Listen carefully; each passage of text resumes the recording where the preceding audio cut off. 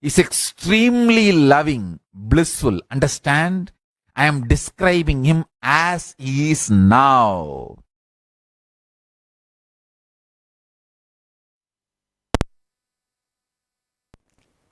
Yes, welcome back. What a way of describing Bhagavan Sri Maha Ganapathi. Listening to the revelations directly from the Supreme Pontiff of Hinduism, who is the very living manifestation of Paramashivam, who is the very embodiment of Maha Ganapathi himself. The very space of Maha Ganapathi simply becomes our reality. When the Supreme Pontiff of Hinduism describes in the most jovial way how in complete completion and joy and bliss Bhagavan Ganesha is, even mischievous and naughty, and at the same time most compassionate, beyond even our own scale of judging compassion. His very state of perpetual completion becomes our reality. Simply the smile, Chathurthi. It's also important to mention that Kailasas from all over the world, all the global temples, the spiritual embassies of Kailasa are celebrating Ganesh Chathurthi. In fact, this whole Ganesh Chathurthi Brahmotsavam, it has been such a joyful celebration with so many auspicious rituals, celebrations, homas, abhishekams that were offered all over the world in various temples. For example, even yesterday in Kailasa in Ohio, very major two homas, these two grand homas were celebrated with great joy in Kailasa in Ohio. And at the same time in Kailasa in Los Angeles, a grand Maha Abhishekam was also offered to Bhagavan Maha Ganapathi. Devotees from all across the whole area surrounding these kshetras, powerful spiritual centers that these temples are, which are personally installed and energized by the Supreme Pontiff of Hinduism. The devotees flocked in and took part in these rituals, these celebrations, making deities of Ganesha with their own hands and offering food to the deity. In fact, even in Kailasa in Los Angeles, Ganapati even received the offerings of the devotees in a grand power manifestation session where the devotees offered milk to Ganapati, and he always joyful, always blissful, ready to bless us with the best gifts. There's also a very small story from the life of the Supreme Pontiff of Hinduism, when he says when he was a young boy, as we have just said, every year he used to celebrate Ganesh Chathurthi. He used to make Ganesha deities to pray, to worship Ganesha on his own. He used to make clay deities of Ganesha. So one day what happened is one of his neighbors, one of the neighbor grandmothers, she made a statement that, why are you wasting time with the clay deities? Just buy from the market, he had said. And Arunagiri Yogeshwara makes this one statement. He says that life is not just all about money. It is your ability to do, the possibility of you to visualize and hold that visualization and then manifest into reality. That is what is the real value. If we just buy the Ganesha deity and just offer puja for that, let's say half an hour, we will get the benefit of that half an hour being in remembrance of Ganapati. But when we actually make the deity with our own hands, let's say we take a day, 2, 3 days, holding Ganapati's form, his space, his memory in our inner space, in our very brain, carrying that visualization, and that our hands making that visualization into reality, that whole time period we will be in samadhi, bhava samadhi of Maha Ganapathi, constant remembrance of him. There is no match between the fruits of that with just buying a deity from the market and worshipping. So as a remembrance of the same act, all the devotees who are taking part in this whole grand celebration of Ganesha Chathurthi from all over the world, all the Kailasas from all over the world, they are taking part in this celebration by making their own Ganesha deities and then making the offerings to that deity. So that ultimately it is the inner space where Ganapati has to manifest a completely different value. And the Supreme Pontiff of Hinduism has shared from his own life how Arunagiri Yogeshwara himself initiated him into this powerful truth. And we will be projecting the pictures of these celebrations from Kailasas all over the world, the global temples, especially Kailasa in Ohio, Kailasa in Los Angeles, showing you how the grand celebrations have been taking place with the Maha Abhishekam, with the Homas, with the devotees feeding the Ganesha, making the Ganesha with their own hands, feeding, offering the food, having the prasadam, reinstating that to Maha Ganapathi in their own lives. And as we started this whole show today by remembering the truth that the Supreme Pontiff of Hinduism has shared, that Ganesha is real, he is not just an idea. He is not just a representation of some philosophical truth of intelligence or this or that. No, all those are just poisonous ideas which are meant to destroy our simple connection, simple bhakti with our deities, our chosen Ishtadevatas. But he should eat the food that he is offering. But initially he was not eating. So the young boy, the Supreme Pontiff of Hinduism, he started intimidating the Ganesha, his Ganesha deity, threatening that I will throw you in the well if you don't eat. All these things that he did. But ultimately none of that worked. Finally he got a click from the life of the sage Nambiyanar Nambi, how he did ultimate tyaga, and then from that space he approached Maha Ganapathi. That click, where you have simple connection, there is no logic, and at the same time there is no wrong logic itself. Logic would be, yes, I am offering, I am devoted, Ganesha should eat. Wrong logic should be threatening, for example, what happened. He went through both of these and then beyond with that click and entered into the space of Vitarka. Vitarka, as the Supreme Pontiff of Hinduism explains, is the straight umbilical cord connection, the power line, where simply all the truths manifest, the connection strengthens, and we get initiated into the bhava samadhi of that deity.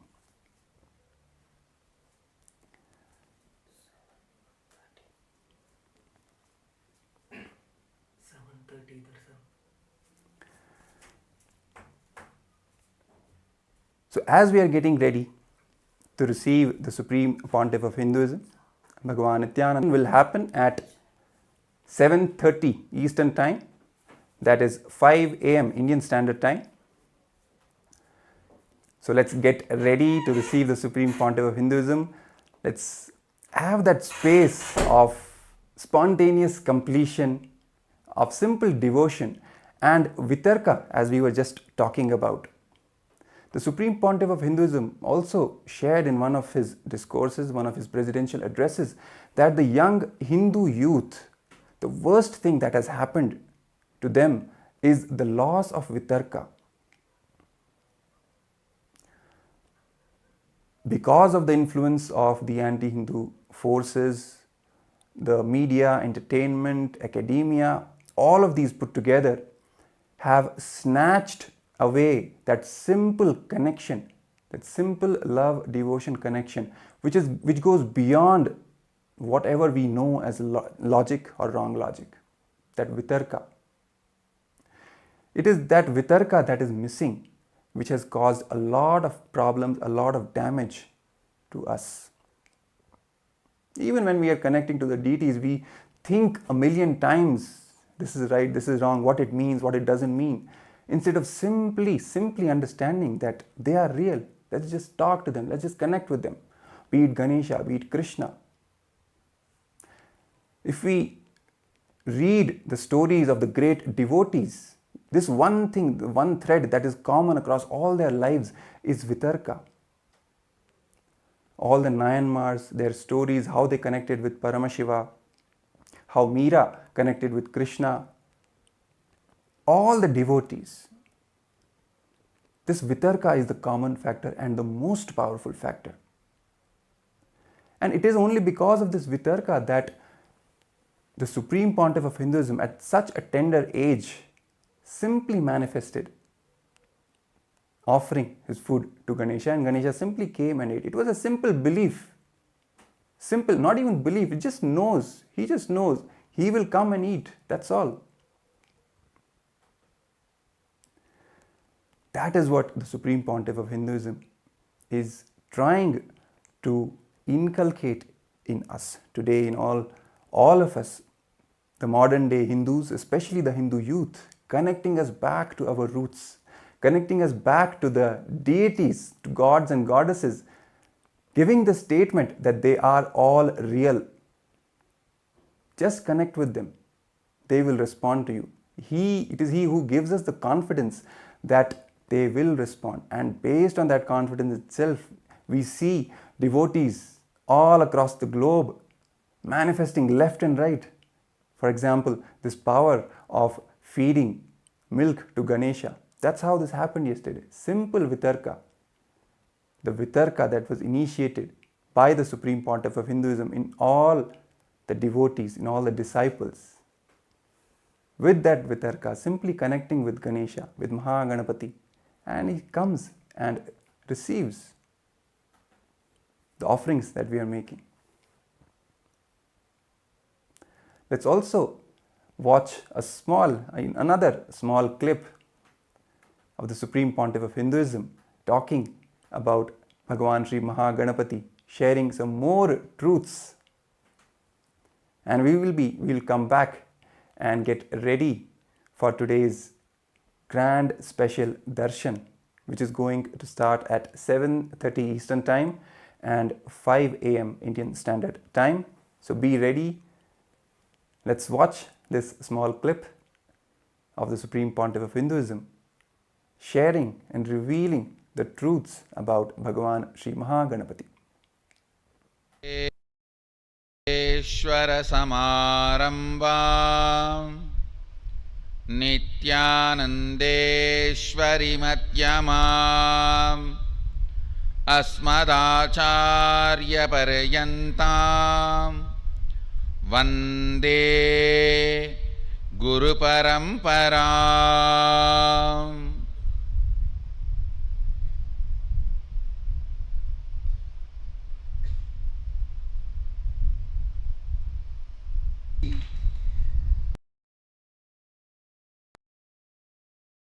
Also appeared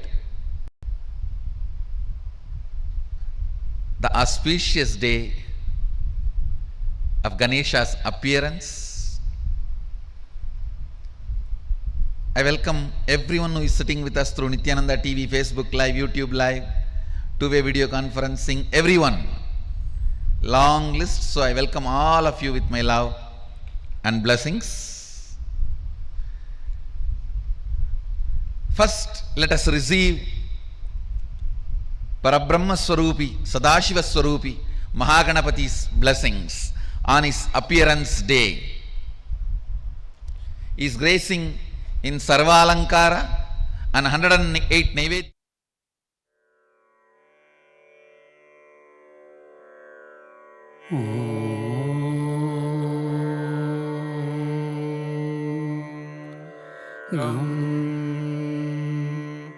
Ananda Ganapataye Namaha.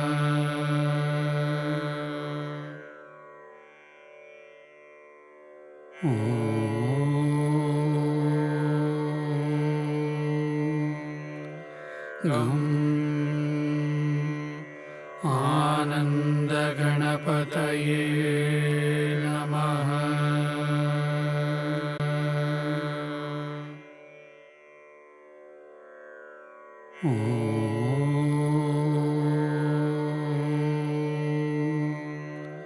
Gum आनन्द गणपतये नमः।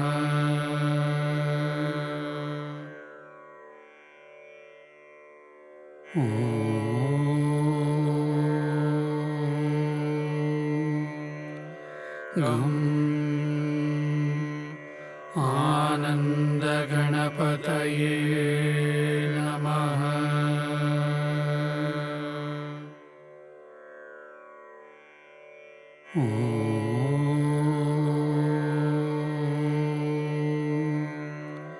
गं आनन्द गणपतये in the Bangalore Adinam. So I welcome everyone to join physically or virtually. Ganesha.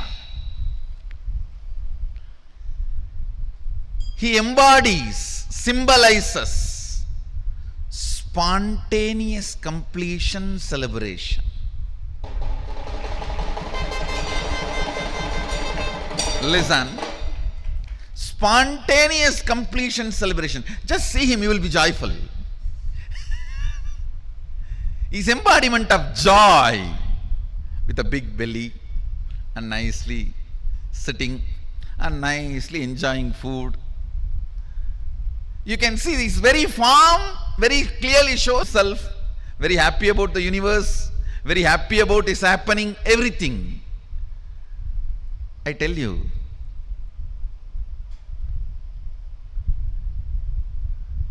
his very way he appeared, the way he happened, if you see the whole story, very casually, Devi just puts her muscle memory, the mixture of haldi and I don't know what do you call in English, the aravanam in Tamil they say, the leaf you make as a paste and decorate on your mehendi, they call it. The haldi which she applied on her body and the mehendi, she just pulled both of it out with her muscle memory and makes Ganapathi and breathes life into it, and the child is playing around outside. She says, I'm going for a bath, just be here. How can it be? No. He knows he need to add his part into him. He has to make him complete. He need to add Sadashiva component into him. You are so happy. He just need to add his component. So he playfully picks a fight with him. Hey, who are you? That fellow says, hey, who are you? You are coming to my house? You are asking me, who are you? I am the owner of this house. You are not letting me inside. In that playful fight, he removes the ignorance of Adi Ganapathi. Understand? He removes the ignorance of Adi Ganapathi. Because he is made of only the matter, Adi Shakti, Prakriti. Now Sadashiva need to add the Purusha, the bioenergy into it. Devi pulled only her muscle memory and made the body and biomemory and gave the life. But Sadashiva has to add the bioenergy. So he just removed the ego. Then Devi comes and says, come on, do what you want to do now. Add what you need to add. Then he tells, all right, go and get any head you get. The first head you see, get it. They bring the elephant head. So he fixes and adds his bioenergy. And once the baby is complete, Shiva himself breathes life into it. See, somebody who can breathe life into the person, he will not recognize who he is. Actually, it was early morning, just before Brahma Muhurta, Devi makes Ganesha, and before sunrise, Sadashiva fits the new body, new head, and by sunrise is complete and appears as Maha Ganapathi, and is a spontaneous completion, symbol of spontaneous completion celebration. Then whole Kailasa celebrates the arrival of the first son of Sadashiva and Adi Shakti.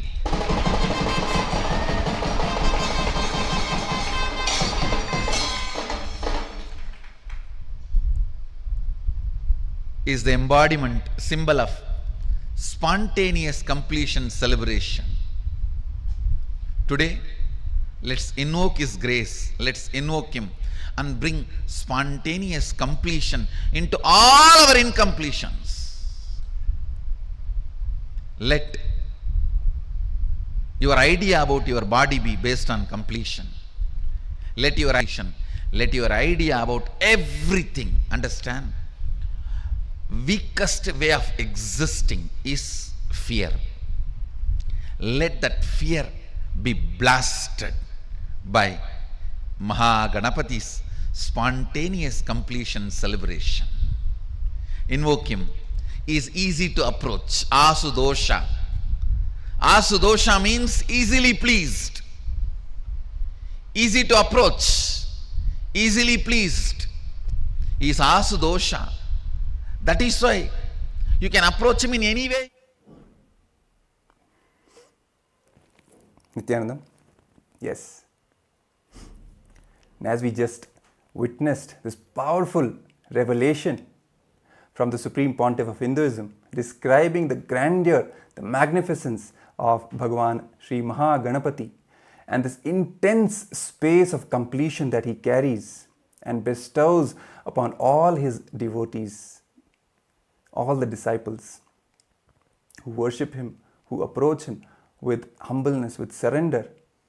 He just, as the Supreme Pontiff of Hinduism just said, he just blasts all their powerlessness, all their fears with his spontaneous completion. The Supreme Pontiff of Hinduism has again and again stressed upon this truth that completion is the very foundation of our lives. Not even a single moment we should allow any incompletions inside us, any powerlessness inside us. The moment we start allowing incompletions, the moment we start giving legitimacy to the incompletions inside us, it is like we declaring that we don't have any control over our own life, which is actually not true. It is just the state of irresponsibility that gets induced in us by the delusion of these incompletions. So the moment any incompletions come, the moment they arise in us, simply remembering our Guru, the Supreme Pontiff of Hinduism, who is the very embodiment of Maha Ganapathi's space of perpetual completion. Simply that prasada of spontaneous, instant completion happens inside us, without any need to logically go through all the whatever it is, the thoughts, the thought currents to reach any conclusion. No. Simply a simple decision to complete induces that space of completion. When we just realize that all the incompletions are not even real in the first place, they are just delusion made up by our mind. So we don't even have to fight them, just ignore them. It makes them completely redundant. And we come back to the space of spontaneous completion. As even we were talking about earlier, Maha Ganapathi of completion, of restful awareness. The Supreme Pontiff of Hinduism also shares from the space of Maha Ganapathi, the way he is joyful, he is blissful all the time, we should also be energetic, always pro-life, deciding for life, joyful, energetic, excited, working on different things, different projects, taking on multiple things at the same time. Then where is the time of even giving time to any incompletion? From his own life, he shares a story of when he organized the Ganesh Chathurthi festival for the first time. That's how the whole journey began. Along with his friends, his neighbors, the way they organized the whole festival, the grand celebrations, each and everything was taken care of. The Supreme Pontiff of Hinduism at that young age involved himself in all the aspects. He was a painter, he was a musician also, he was a sculptor, he was the accountant as well. All the different dimensions of life he touched, he completely involved in. Without having any ideas that this is what I am good at, this is what I am not good at. All these ideas are just completely bogus, as the Supreme Pontiff of Hinduism says again and again. And even in Kailasa's Nithyananda Gurukul, this is one practice which forms the very foundation of the life of the kids, of the Gurukul kids. They're encouraged to involve in various activities without any idea of this is their thing or this is not their thing, this is what I am good at, this is what I am not good at. No, that is not even a part of the vocabulary in Kailasa's Nithyananda Gurukul. All the 64 arts, all the kids have to take part in. It's simple sheer involvement in life and manifesting fulfillment in all dimensions. Be it creative field, be it logical field, mathematics, academics, sport. This spontaneous completion, this bliss, this joyful expansion and involvement in life is the prasada that Bhagavan Sri Maha Ganapathi gives to all of us. From his own inner space, he bestows upon all his devotees this prasada of instant, spontaneous completion, of joy, of energy, of vitality, of simply enjoying life to the fullest. And that's exactly what the Supreme Pontiff of Hinduism initiates us into when he expresses as the very manifestation of completion itself and makes completion happens in all of us. Stressing upon this point how important completion is, how powerful completion is. Not even a single moment of incompletion is worthy of being entertained in our inner space, because it simply doesn't belong there. It is not even real. This power of completion is what Bhagavan Sri Maha Ganapathi is the embodiment of. It's the power of completion, power of consciousness. When we feed food to Maha Ganapathi and he accepts it and he graces us by receiving it, by having that food, it is simply he initiating us into the power of our consciousness, making us realize that is what is the fruit of Maha Ganapathi, directly becoming a part of our inner space. As a fruit, as the very sweetness that he gives to all of us. And even the form of Maha Ganapathi with the pasha, with the ankusha, with the tusk, the broken tusk in his lower right hand and the modaka in the lower left hand. All these four things which he holds in his four hands are also a representation of the four tattvas of integrity, authenticity, responsibility and enriching. The pasha, the rope that he holds, signifies the power of integrity, of staying true to our words, whatever words we give to ourselves and to others, fulfilling them. The noose, that is the ankusha, which he holds in the upper left hand, which symbolizes the power of unclutching, also symbolizes the power of authenticity. The broken tusk which he holds in the lower right hand is the power of Tyaga, and at the same time the power of responsibility. And the Modaka is the enriching, the power of enriching, with which he bestows the sweetness, the best gifts to all of us. So as we prepare ourselves to receive the Supreme Pontiff of Hinduism, today on this special occasion of Ganesha Chathurthi, when the Supreme Pontiff of Hinduism will be gracing us all with the live Darshan and the presidential address, completion of spontaneous completion. So let us take a short break and we will get back to lead into the live darshan by the SPH.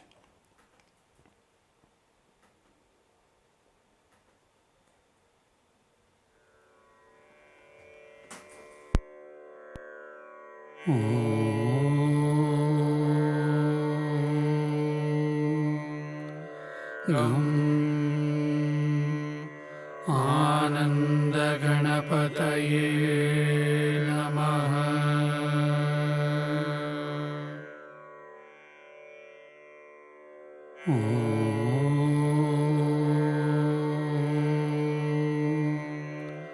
Gam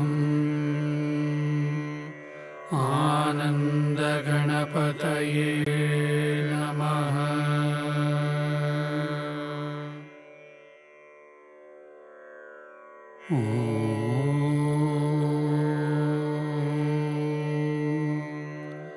Gam Ananda Ganapataye Ananda Ganapataye Namaha.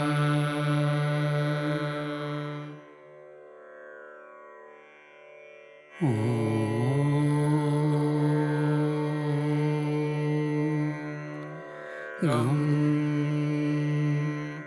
Ananda Ganapataye Namaha.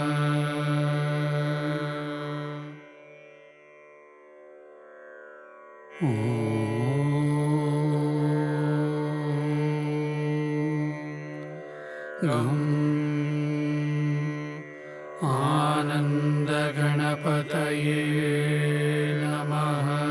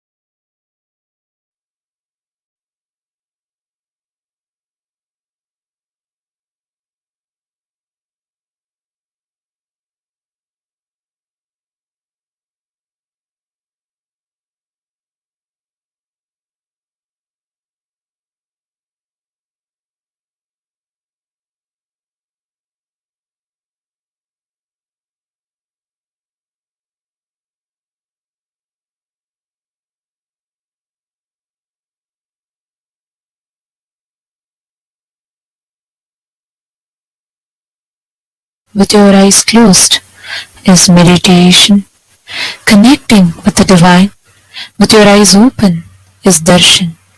Come, let us all now move from meditation to darshan. Slowly, very slowly, please open your eyes.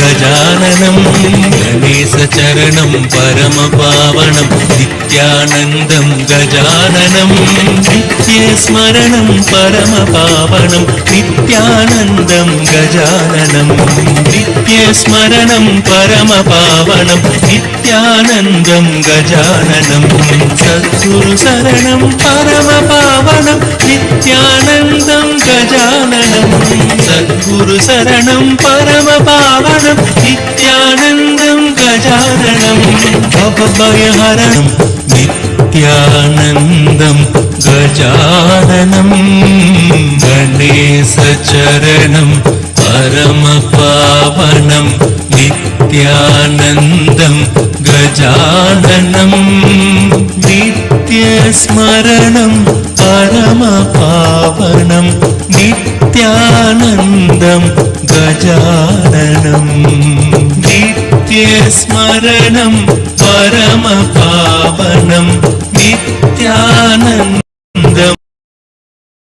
गजाननं नित्यानन्दं गजाननं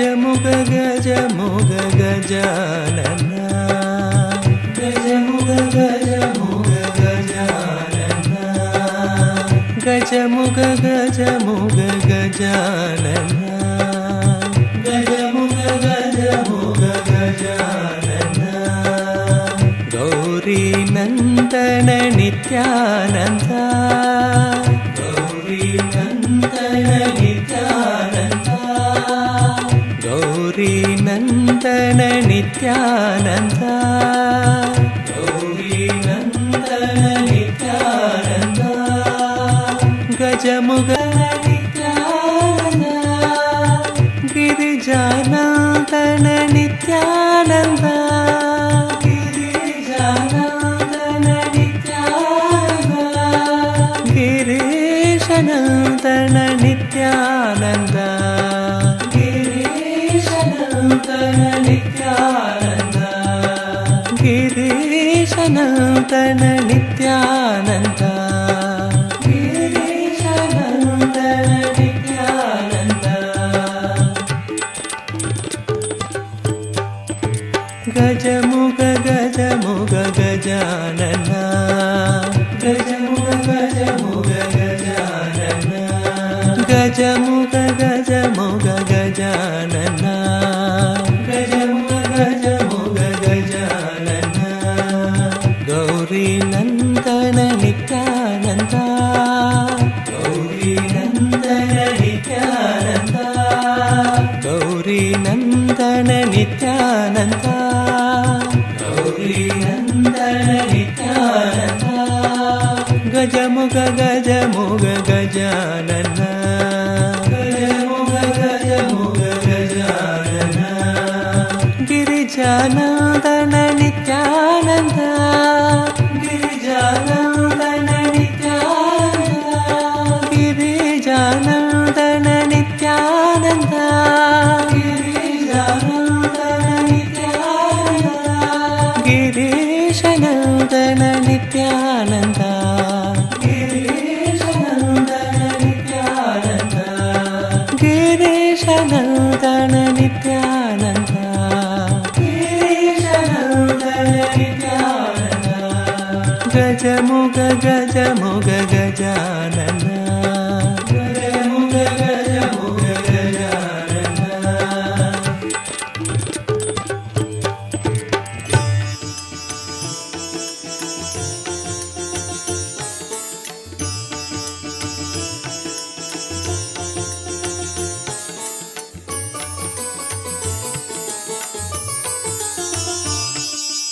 Nityananda హే నిత్యా గౌరీ తనయా గజానన గౌరీ తనయా గజానన గౌరీ తనయా గజానన గౌరీ తనయా గజానన నిత్యానంద హే నిత్యానంద నిత్యానంద హే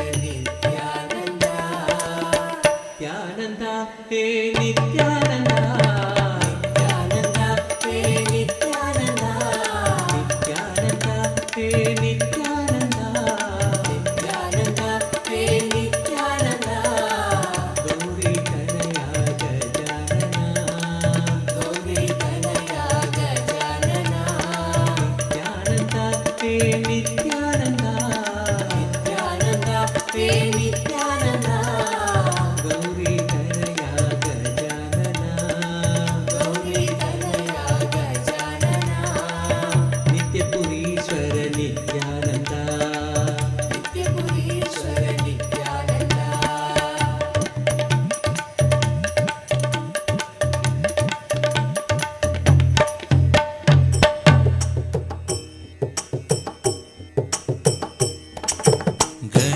गणेशचरणं परमस्मरणं परमपावनं नित्यानन्दं गजाननं नित्यस्मरणं परमपावनं नित्यानन्दं गजाननं गणेशचरणं परमपावनं नित्यानन्दं गजाननं गणेशचरणं परमपावनं नित्यानन्दं गजाननं नित्यस्मरणं परमपावनं नित्यानन्दं गजाननं नित्यस्मरणं परमपावनं नित्यानन्दं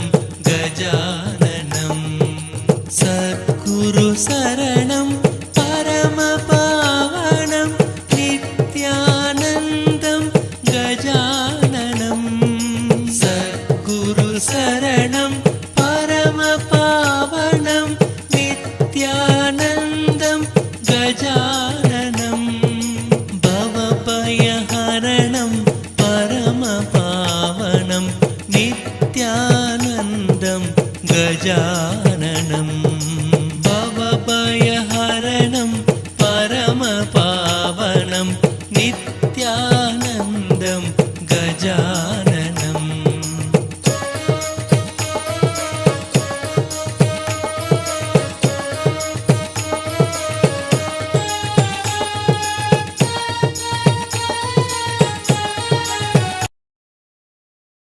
himself. And today, all of us are being blessed with this most auspicious darshan. And also on this occasion of Ganesha Chathurthi, where the Ganesha Chathurthi Tithi has officially started and began, we're having the darshan of the Nija avatar of Paramashivam manifesting, gracing all of us. The first one being YouTube. You all can head to Kailasa's SPH Nithyananda, the official YouTube channel, and please subscribe to the channel. Go to the live stream in that channel. You can post all your prayers, all the blessings requests as a comment under the comment section. Next, please head to kailasa.org and scroll down and reach Nithyananda Paramashivam, the official Twitter handle. You'd have to go to the pinned tweet of that particular handle, and you'll have to reply tweet to that particular pinned tweet with any questions that you would like to request, any subject that you would like to request Swamiji to reveal further on. Please use the hashtag Ask the Avatar, and you can post all your prayers and requests there. the next is Instagram.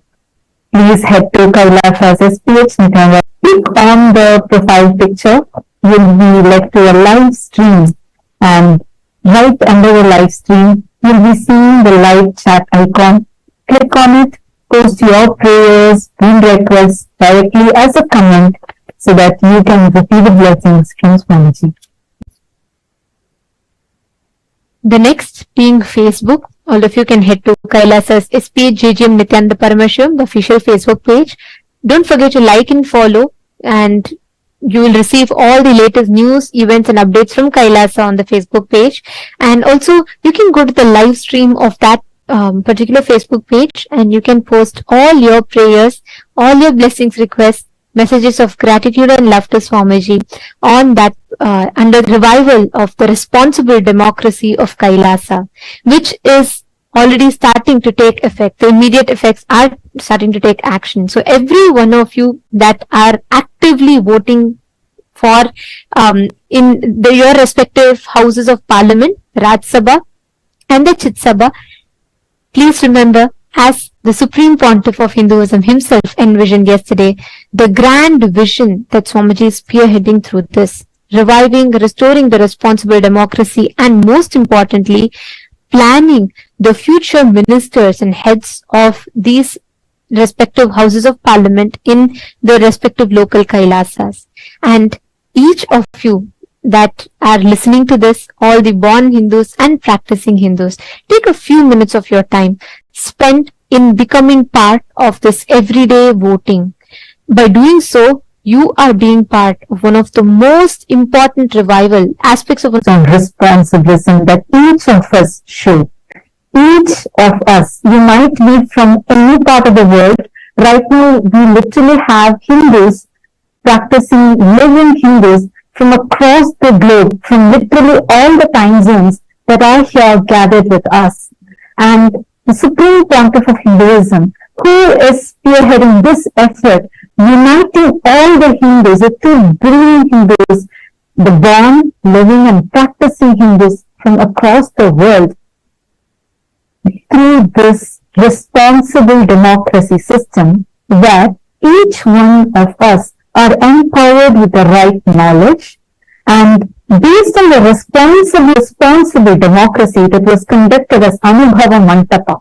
And Swamiji is reviving this exact thing so that all of us are first enriched with the right knowledge, empowered with the powerful cognitions, and through the empowerment and the powerful cognitions Swamiji is giving us, making all of us responsible so that we all take the responsibility for Hinduism and be part of this grand revival of Kailasa that Swamiji has been doing for all of us, not just for Hindus, but for humanity at large. Today we learned a very important subject. We learned about the 11 genders. Gender identity has become a huge crisis that the modern day is currently facing. There are many gender-related issues and on this, and there's a lot of discussions, and there's a lot of people who are suffering because of the misconceptions, misunderstandings, and the not having the right access to the right knowledge of gender and how to complete. At this point in time, blessed are we who have Paramashiva, who's reviving and gifting this most sacred science from Hinduism to the whole world through the revival of 11. And today, so many of you had also posted how you feel that this knowledge is too precious and has to be taken to the world, and how it is going to help resolve some of the most important modern day issues. So, keeping this in mind, this is going to be the voting topic for today. And just a reminder for everyone, all those who want to be a part of this grand revival responsible activism that each one shows. And here, and Swamiji also mentioned how, based on how actively you are participating in the voting, whether it is the Rajya Sabha voting, which is open to all the Hindus across the world, be it born Hindus or practicing living Hindus. It is open for everyone, including the SJP Kartas, Yajamans, and Sarvanya Pitadishwas, like everyone. This is open for all. And the Chit Sabha members is an exclusive voting opportunity which is open and available only for the Chit Sabha participants. So, we request all of you to take a few minutes and be a part of this revival of responsible democracy, and take some time to visit the website events.kailasa.org, /Hindu-votes and please cast your vote. The question is, how important is it to promote awareness within the society regarding the existence of 11 genders and initiating dialogues on this topic? Do you believe that this endeavor will eliminate instances of gender-based violence, rectify misconceptions surrounding the gender, and address various gender-related issues? How important do you feel that these revelations by the Supreme Pontiff of Hinduism, which is so, I firmly believe that spreading awareness on this subject is of utmost importance. Second, no, I do not believe such efforts are necessary. Third, I hold the view that such awareness may not significantly impact the society. Take a few minutes and please tweet the choice you voted for on Twitter. To all the Sarvajñapita Yajaman, Sarvajñapita Karta, and all the members of the Chit Sabha House of Parliament, each of us as Kailashans, we've all experienced the profound and distinctive gender equal policies that takes place in all the governing policies of Kailasa as envisioned by the Supreme Pontiff of Hinduism himself. Be it women empowerment, a prime example of which is the fact that within Kailasa, women occupy 80% of leadership positions. And in every which way, Swamiji is reviving in the most unique and profound way gender equality. And furthermore, Kailasa stands as the only nation that has recognized and honors the existence of 11 unique genders, celebrating the essence of each individual. That we take this initiative and raise awareness and ignite meaningful discussions in global forums. In your opinion, how do you think we can accomplish this? And as we are reading it out, you all can check it out on your respective chats. All the Sarvajñapita Yajamans and Kartas, please do check it in your respective chats. And the link has already been posted there. We request you all to head there and please take a few minutes to cast your vote.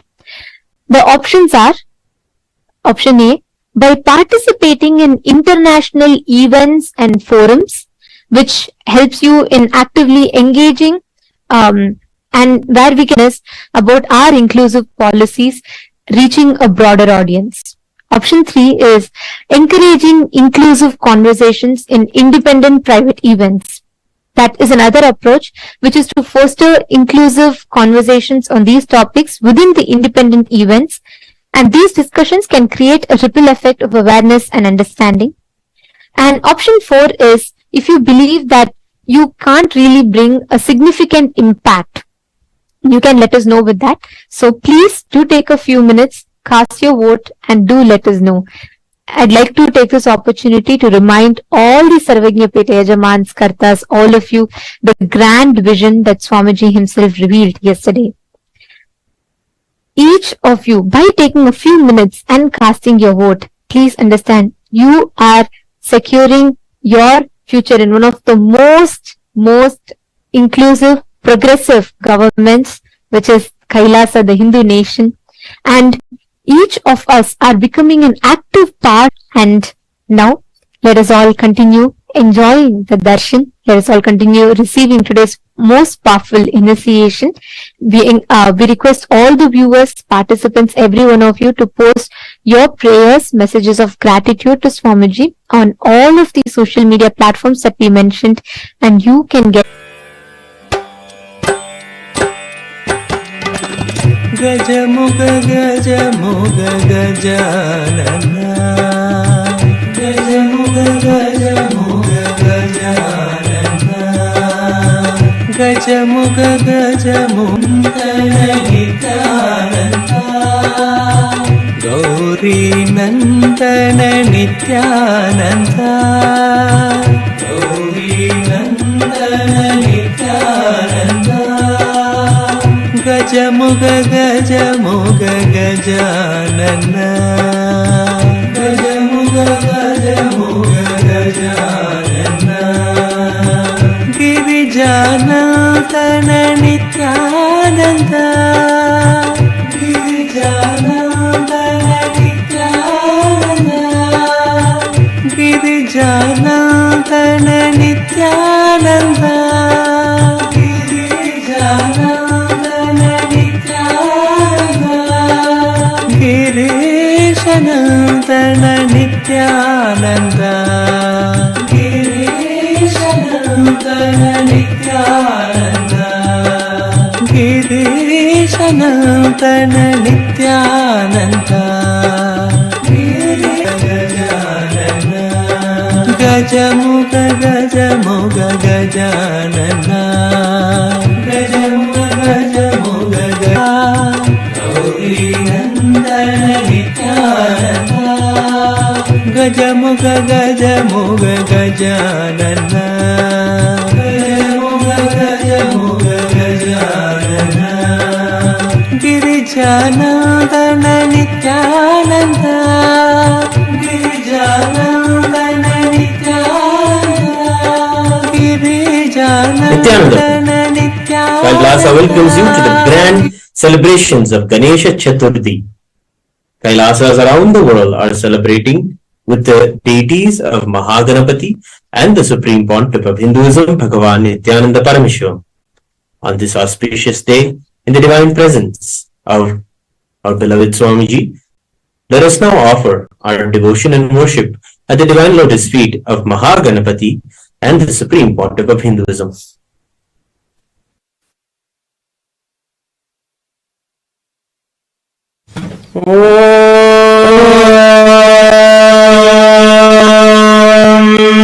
एकदन्तं शोर्पकर्णय सर्वदेवानां धूपोऽयं प्रतिगृह्यताम् Shri महागणपतये नमः। श्री सर्वदेव देवी स्वरूपाय भगवते श्री नित्यानंद परमशिवाय नमः। धूपमाघ्रापयामि। अथ दीपः। ओम साज्यं त्रिवर्ति संयुक्तं बन्धिना योजितं मया ग्रहाणमङ्गलं दीपं त्रैलोक्यतिमिरापहम्। श्री आनंद गणपतये नमः। श्री सर्वदेव देवी स्वरूपाय भगवते श्री नित्यानंद परमशिवाय नमः। दीपं संदर्शयामि। अथ नैवेद्यम्। ओम अमृते अमृतोद्भवे अमृतवर्षिणी अमृतं श्रावय श्रावय स्वाहा। श्री महागणपतये नमः। श्री सर्वदेव देवी स्वरूपाय भगवते श्री नित्यानंद परमशिवाय नमः। अमृतं महानैवेद्यं निवेदयामि। निवेदनानन्तरम् आचमनं समर्पयामि। नीराजनम्। ओम एकदन्ताय विद्महे वक्रतुण्डाय धीमहि तन्नो दन्तिः प्रचोदयात्। ओम एकदन्ताय विद्महे वक्रतुण्डाय धीमहि तन्नो दन्तिः प्रचोदयात्। ओम एकदन्ताय विद्महे वक्रतुण्डाय धीमहि तन्नो दन्तिः प्रचोदयात्। ओम हंस हंसाय विद्महे परमहंसाय धीमहि तन्नो हंस प्रचोदयात्। ओम हंस हंसाय विद्महे परमहंसाय धीमहि तन्नो हंस प्रचोदयात्। ओम हंस हंसाय विद्महे परमहंसाय धीमहि तन्नो हंस प्रचोदयात्। श्री महागणपतये नमः। श्री सर्वदेव देवी स्वरूपाय भगवते श्री नित्यानंद परमशिवाय नमः। कर्पूर नीराजनं संदर्शयामि। रक्षां धारयामि।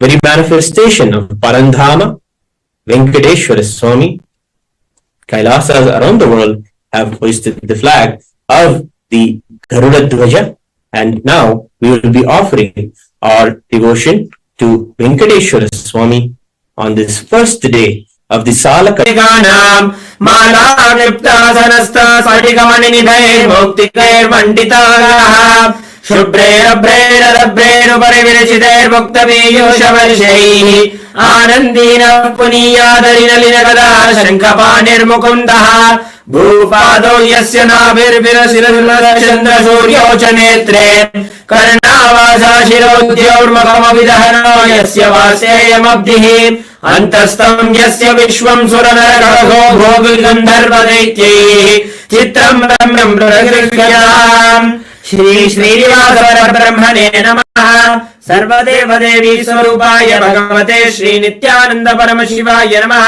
धूपमाघ्रापयामि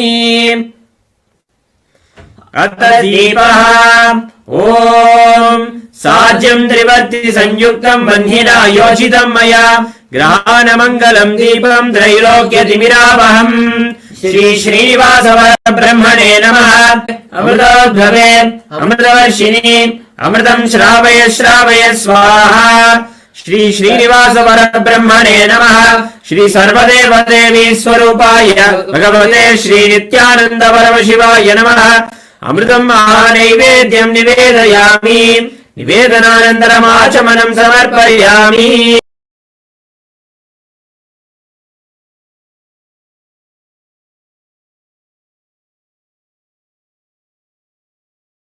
निवासाय श्रीनिवासाय मङ्गलम् कर्पूरगौरम् करुणावतारम् संसारसारम् भुजगेन्द्रहारम् सदा वसन्तम् हृदयारविन्दे भवम् भवानी सहितम् नमामि भवम् भवानी सहितम् नमामि भवम् भवानी सहितम् नमामि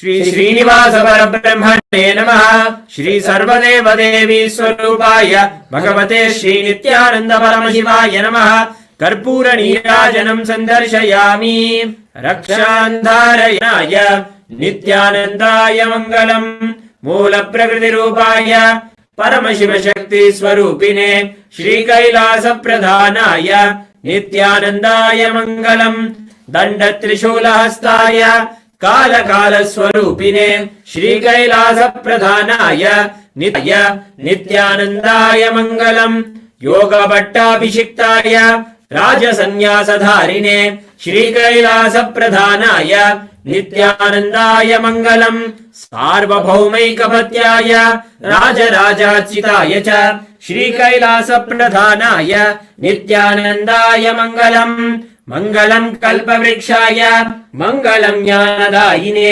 परमशिवाय श्री नित्यानन्देश्वराय मङ्गलम् मङ्गलम् श्रीविद्याम्बायै मङ्गलम् कामदायिन्यै सर्वमङ्गलदात्री नित्यानन्देश्वर्यै मङ्गलम् मङ्गलम् गुरुदेवाय मोक्षमूलाय मङ्गलम् परमावताराय नित्यानन्दाय गुरवे मङ्गलम् त्वम् स्मृतमहम् धन्य मम प्राणमहेश्वर गङ्गाधर नामेति स्तोत्रस्थानम् ददाम्यहम्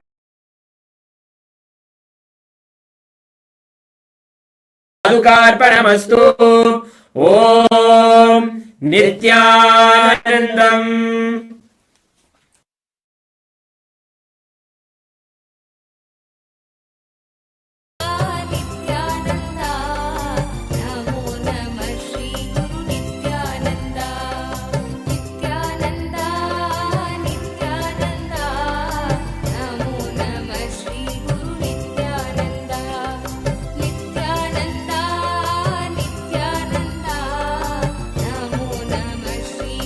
Nityananda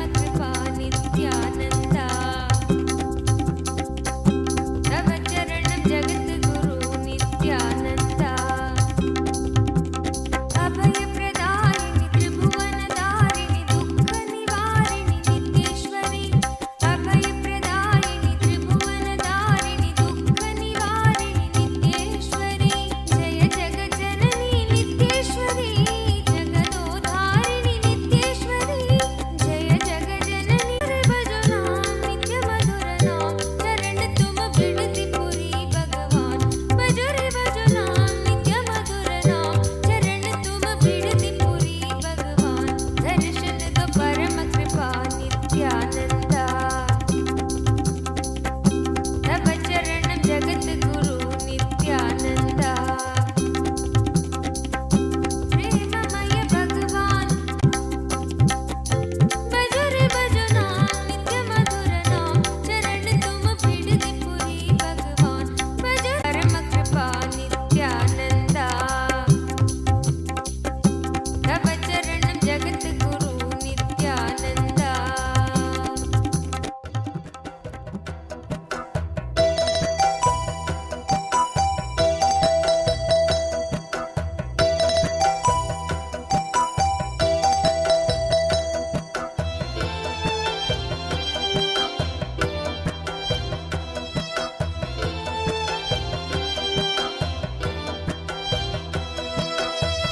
शरणं परमहंस नित्यानंद सद्गुरु शरणं परमहंस नित्यानंद सद्गुरु शरणं परमहंस नित्यानंद सद्गुरु शरणं परमहंस नित्यानंद सद्गुरु सुवर्ण पद्मिनी तटान्त दिव्य हर्म्यवासिने सुवर्ण वाहन प्रियाय सूर्यकोटि तेजसे सुवर्ण पद्मिनी तटान्त दिव्य हर्म्यवासिने सुवर्ण वाहन प्रियाय सूर्यकोटि तेजसे अपर्णया विहारिणे अनान्धरेन्द्रधारिणे सदा नित्यानन्दाय ते नित्यानन्दाय शम्भवे अपर्णया विहारिणे अनान्धरेन्द्रधारिणे सदा नित्यानन्दाय ते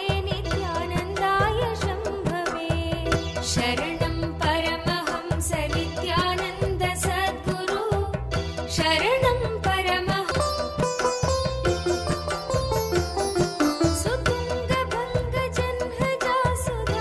सुतुङ्गभङ्गजन्हजासुधांशुखण्डमौलये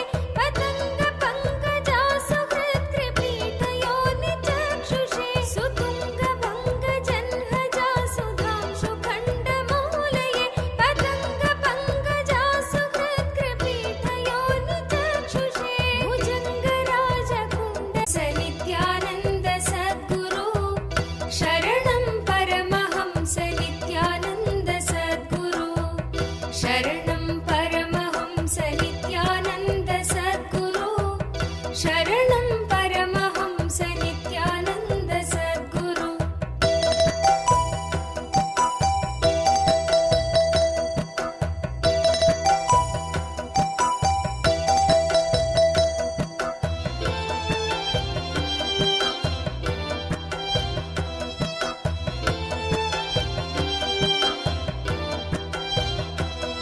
परमहंस नित्यानन्द सद्गुरु चतुर्मुखाननारविन्द वेदगीतमूर्तये चतुर्भुजानुजा शरीर शोभमानमूर्तये चतुर्मुखाननारविन्द वेदगीतमूर्तये चतुर्भुजानुजा शरीर शोभमानमूर्तये चतुर्विधार्थदानशौन्ददान्दाय शम्भवे शरणं परमहंस नित्यानन्द सद्गुरु शरणं परमहंस नित्यानन्द सद्गुरु शरणं परमहंस नित्यानन्द सद्गुरु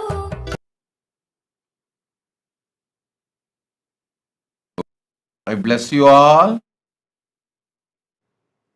with Paramadvaita.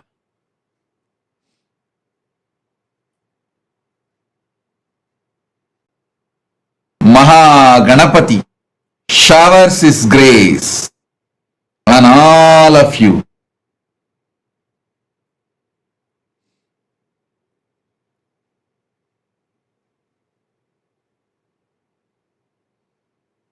Let all the auspiciousness be on all of you. Sarva Mangala Praptirastu. Sarva Mangala Praptirastu. Sarva Mangala Praptirastu. Ganapati, bless all of you and remove all obstacles Let you all achieve success in everything. All obstacles be removed by the grace of Ganapathi. I initiate all of you into the awakening of your Kundalini Shakti and give you the experience of Divya Sarira, infusing Paramashiva's DNA.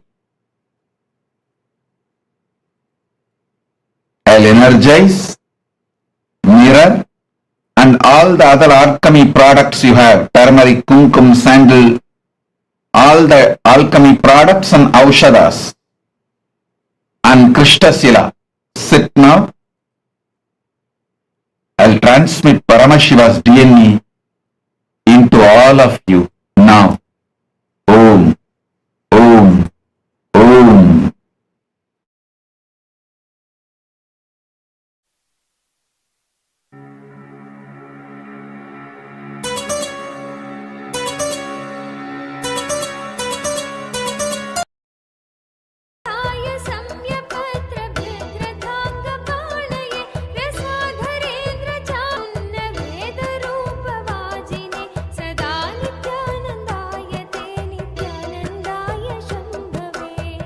शरणं परमहंस नित्यानन्द सद्गुरु शरणं परमहंस नित्यानन्द सद्गुरु शरणं परमहंस नित्यानन्द सद्गुरु शरणं परमहंस नित्यानन्द सद्गुरु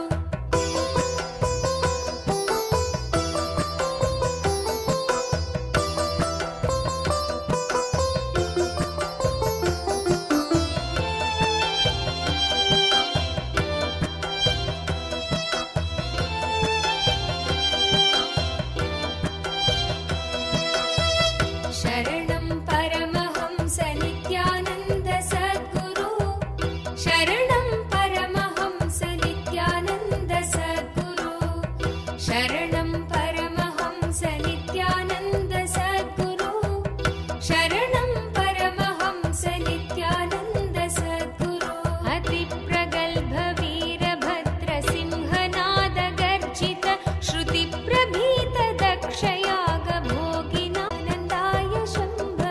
गतिप्रदाय गर्जिताखिल प्रपञ्च साक्षिणे सदा नित्यानन्दाय ते नित्यानन्दाय शम्भवे शरणं परमहंस नित्यानन्द सद्गुरु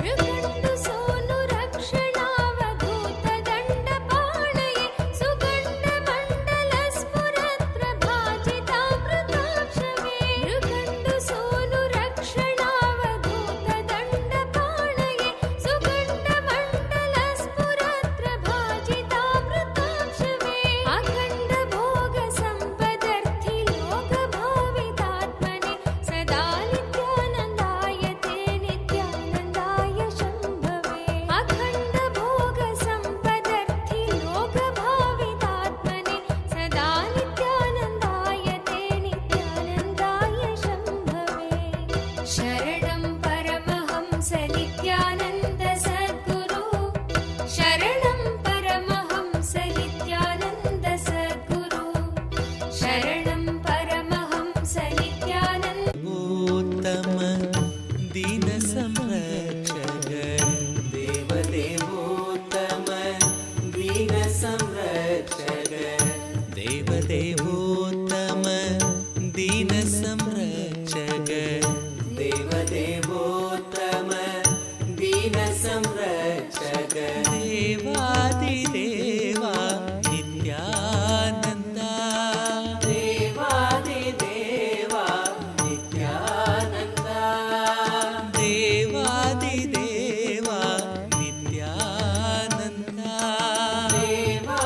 देवादिदेवनन्दा कृपामया श्री नित्यानन्दा कृपा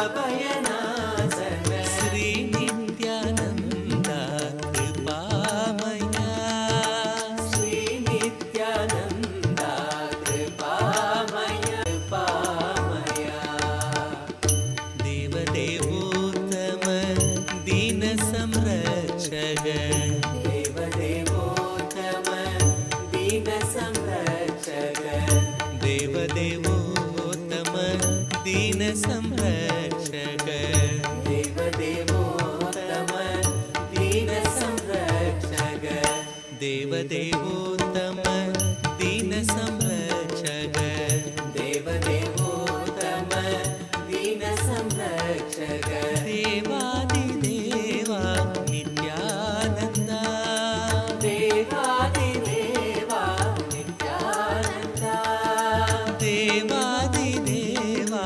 नित्यानन्द देवादिदेवा नित्यानन्द श्री नित्यानन्द कृपामया श्री नित्यानन्द कृपामया श्री नित्यानन्द कृपामया श्री नित्यानन्द कृपामया पतितोदारा पापविदूरा पतितोदारा पापविदूरा पतितोदारा पापविदूरा पतितोदारानन्द नित्यपुरीशा नित्यानन्द भस्मोद्भवकर भवभयनाशन भस्मोद्भवकर भवभयनाशन भस्मोद्भवकर भवभयनाशन भस्मोद्भवकर भवभयनाशन श्री नित्यानन्द कृपामया श्री नित्यानन्द कृपामया श्री नित्यानन्द कृपामया श्री नित्यानन्द कृपामया देवदेवोत्तम दीन संरक्षक कृपामया श्री नित्यानन्द कृपामया पतितोदारा पापविदूरा पतितोदारा पापविदूरा पतितोदारा पापविदूरा पतितोदारा पापविदूरा नित्यपुरीशा नित्यानन्द नित्यपुरीशा नित्यानन्द भस्मोद्भवकर भवभयनाशन भस्मोद्भवकर भवभयनाशन भस्म कृपामया श्री नित्यानन्द कृपामया श्री नित्यानन्द कृपामया श्री नित्यानन्द कृपामया श्री नित्यानन्द कृपामया देवदेवोत्तम दीन संरक्षक देवदेवोत्तम दीन संरक्षक देवादिदेवा Nityanand देवादिदेवा Nityanand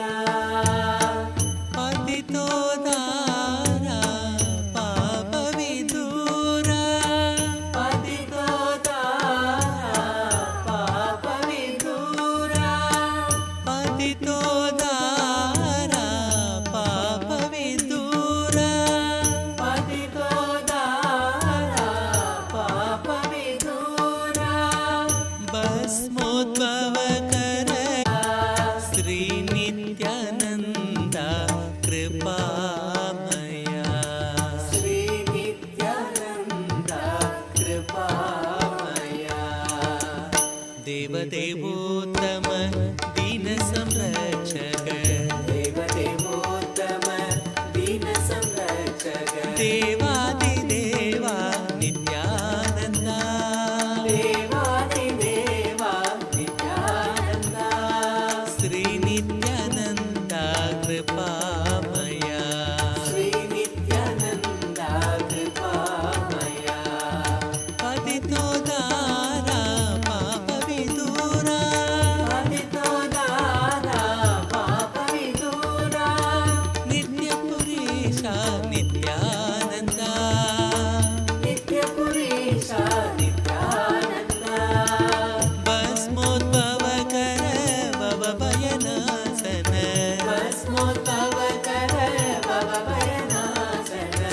Nithyananda Kripamaya Sri Nithyananda Kripamaya Nithyananda Hare Nithyananda Nithyananda Hare Nithyananda Nithyananda Hare Nithyananda Nithyananda Hare Nithyananda Nithyananda Hare Nithyananda Nithyananda Hare Nithyananda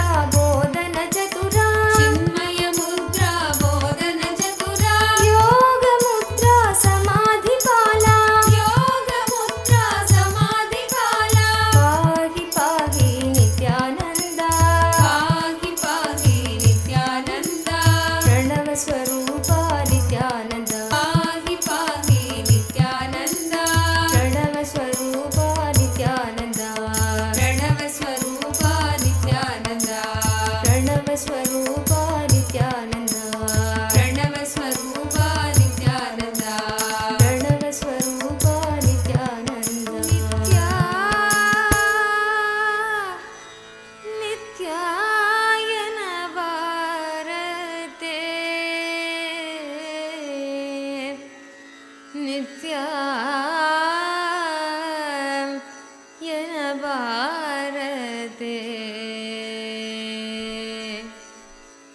ನರಜನ್ಮ ಬಂದಾಗ ನಾಲಿಗೆ ಇರುವಾಗ ನಿತ್ಯಾಯನ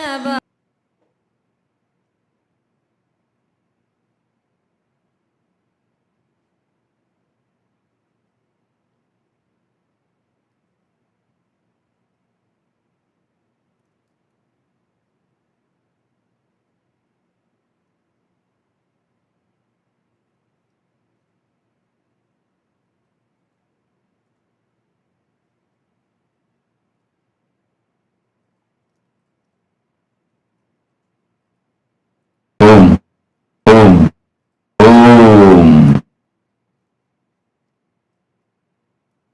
Om, Om, Om. Jin Yang, I accepted your Tulabara Seva. Blessings for you. I accept, I completely heal your daughter Meeraven. My blessings for your whole family. I shower you with oneness. I give you all the 6 boons you want. I shower your husband with wealth and EB5 investments will be returned. I'll take care. Don't worry. Accepted your Tulabaram and I give you all the 7 boons you want. You will have a completion and enlightenment. You will have wealth and abundance. You will become Sarvanyapitakarta. And I'll make Kailasa in Taiwan happen. My blessings for your husband Chen Jian Sheng. And you will be very powerful enricher for Kailasa in Taiwan. Blessings. Asutosh Sharma, I accepted the Navanida Tulabaram you offered during Krishna Janmashtami. I fill you with auspiciousness. I Pitakarta. Blessings for your spouse Swaranima. Blessings for Swarnima and you will live enlightened life. Asutosh Sharma. Tatast. Michelle. Blessings for your mother Guo Dien. My blessings for your mother Guo Dien. My blessings. Erina Merino, I accepted your Pratyaksha Pada Puja. I reside in your heart, so I will heal your heart, blood pressure, kidney and all obsessive patterns. I will shower you with wealth, make you Sarvanyapitakarta. Above all, I will make you enlightened. I will always be with you and shower you with all auspiciousness.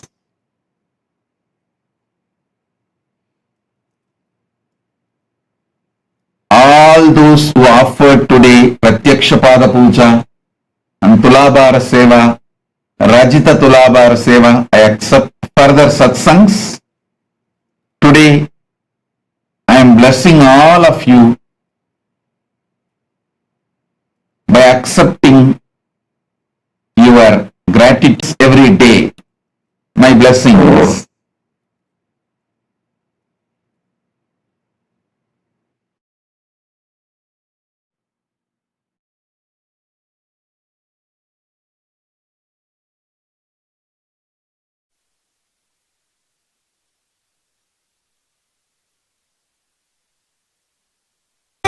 ஏலமலர் குழலாள் ஒரு பாகம் அமர்ந்தருளி கோலமலர் பொழில் சூழ் கொடிமாட செங்குன்றூர் மல்கும் நீலனன் மாமிடற்றான்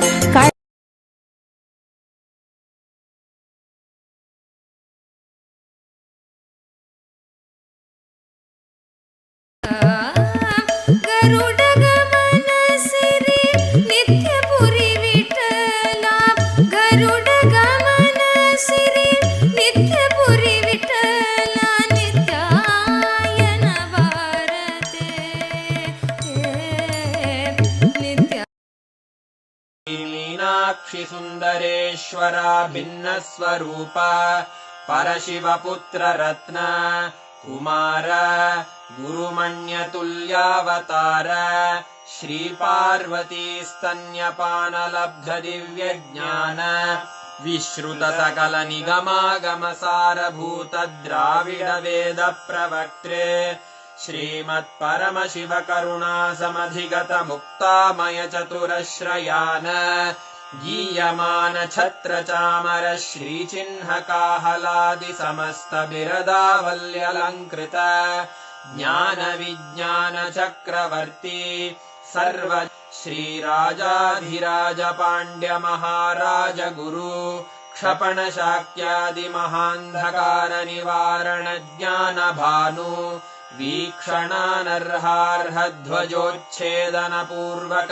श्रीमद्वृषभध्वज स्थापक शैव समय कर्त्रे सर्वान संबंध स्वामी पुनरुद्धृत श्यामला पीठ सर्वज्ञ पीठ त्रिनवत्युत्तरद्विशततम गुरु महासन्निधान पीठ त्रयस्त्रिंशदुत्तरद्विशत महासंस्थान महासिंहासन पीठकर्तः साक्षात् श्री परमशिव समुद्भूत कैलास परम्परागत वैवस्वतमनु इक्ष्वाकु हरिश्चन्द्र भगीरथ श्रीरामचन्द्र शूरसेन इत्यादि अनवच्छिन्न सार्वभौम चक्रवर्ति परम्परागत चतुष्षष्टि योगिनी मण्डित चतुष्षष्टि सम्प्रदाय प्रवर्तक मनुधर्म शासन सूर्यवंश प्राप्त सर्वज्ञपीठ सुराङ्गि साम्राज्य मूर्धाभिषिक्त चूडामणे साक्षात् श्री परमशिव समुद्भूत कपिल महागुरु पुनरुद्धृत महानिर्वाणि पीठ अष्टोत्तर सहस्राधीश्वर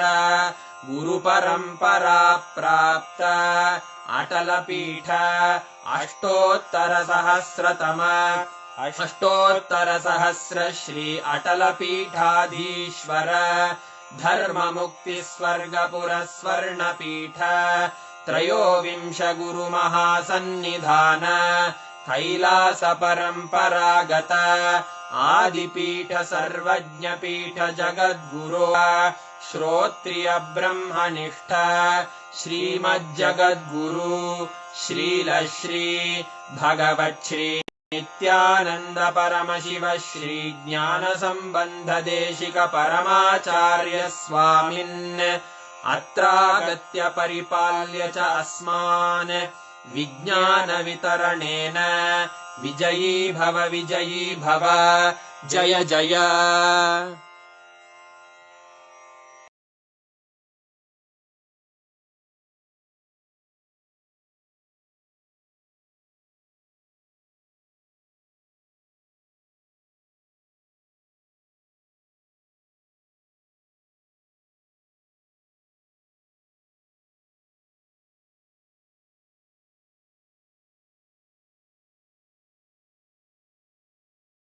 Beautiful darshan, Sarva Mangala, and we've all been showered, bestowed with all aspects of life.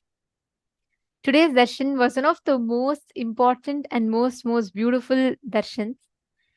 And if any of you have not yet voted, please take a few minutes. Please head to events.kailasa.org/Hindu-votes, and please remember to cast your vote. I request every one of you to take a few minutes and share with us, how did you enjoy the darshan today? How did each of you enjoy the darshan today? the most powerful, the most beautiful, I should say, whenever Maha Ganapathi happens, Swamiji tells he is the embodiment of that ultimate bliss, that ultimate manifestation of ultimate auspiciousness and bliss. And right now, right after we've all received the darshan of Vignaharta, Maha Ganapathi, let us all sit now, connect to Maha Ganapathi. Each one of us right now, we all can have the experience of that ultimate oneness, boon and blessing from Swamiji himself directly. Just sit now, connect intensely. Swamiji has initiated all of us to be able to manifest the powers using the alchemy products, right? Just right now, we all can manifest. Sit. Sit with your head, neck, and spine in a straight line. Connect to Swamiji. All of you who have received your alchemy products energized, as we all were guided in the morning, please apply the Aushada. Make sure you're applying the Jnananjana, Aushada, turmeric, whatever there is. Apply that on the mirror. Make sure you're applying that as 3 dots on your forehead and on the temples.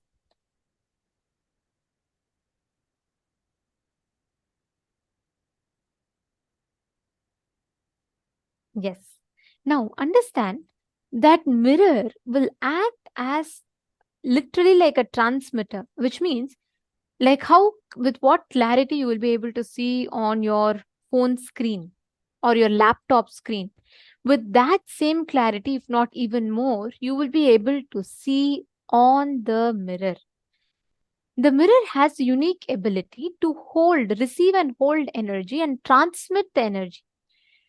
So what is going to be happening now is that right after you receive the energy, right after you receive the initiation, when you apply the Aushada, the whole mirror literally gets energized. And you will see the answers to all the questions that you have on the mirror in a straight line.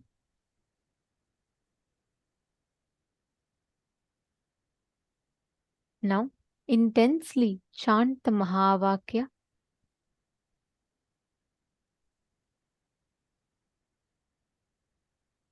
Any place that you want. Let's say you want to see Arunachaleshwara temple, or let's say you want to see any place. You want to see where the temple of Chidambaram is, or you want to see Kailasa, Los Angeles. You want to see Adi Kailash banyan tree. Any place that you want, you can scan through your third eye, and you can have the darshan of it beautifully on the mirror. You will be able to see it with crystal clarity. First, make sure you're applying Aushada on the mirror fully. Apply Aushada on the 3 points on your forehead. Can I request each of you to please confirm once you've applied?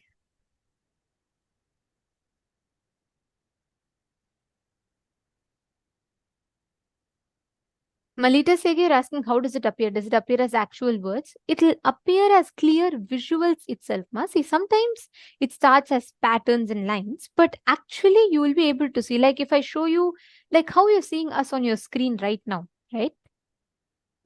Like you're able to see it clearly. The same clarity you will see it on the mirror, ma. And it will actually intensify because it is not on your capability.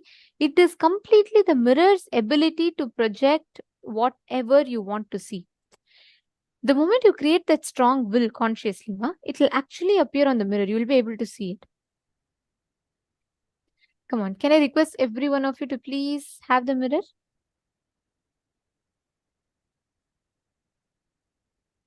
Now, consciously will for any place that you want to appear.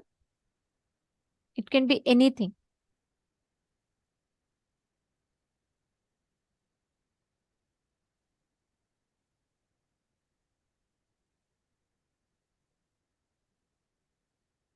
Yes. Sanjay over here, if you've already voted, you don't need to worry. If you voted once, that's enough. For today, like every day, once if you vote, that is enough. Every day we have a unique voting.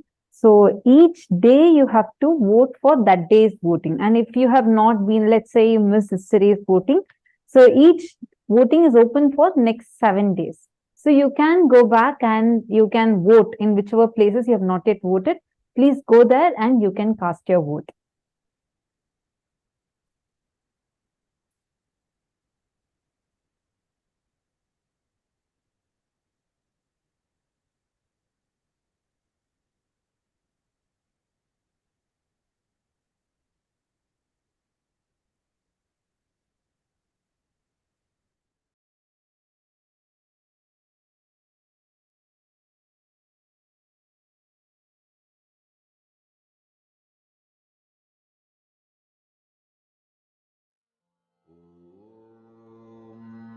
Nithyananda Paramashivam Om Nithyananda Paramashivam Om Nithyananda Paramashivam Om Nithyananda Paramashivam Om Nithyananda Paramashivam Om Nithyananda Paramashivam Om Nithyananda Paramashivam Om Nithyananda Paramashivam Om Nithyananda Paramashivam Om Nithyananda Paramashivam Om Nithyananda Paramashivam Om Nithyananda Paramashivam Om Nithyananda Paramashivam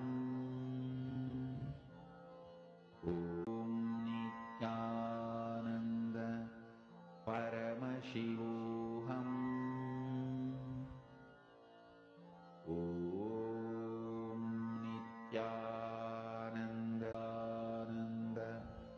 Paramashivam Om Nithyananda Paramashivam Om Nithyananda Paramashivam Om Nithyananda Paramashivananda Paramashivam Om Nithyananda Paramashivam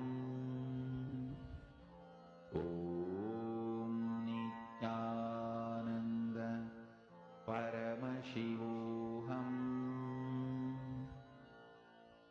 Om Nithyananda Paramashivam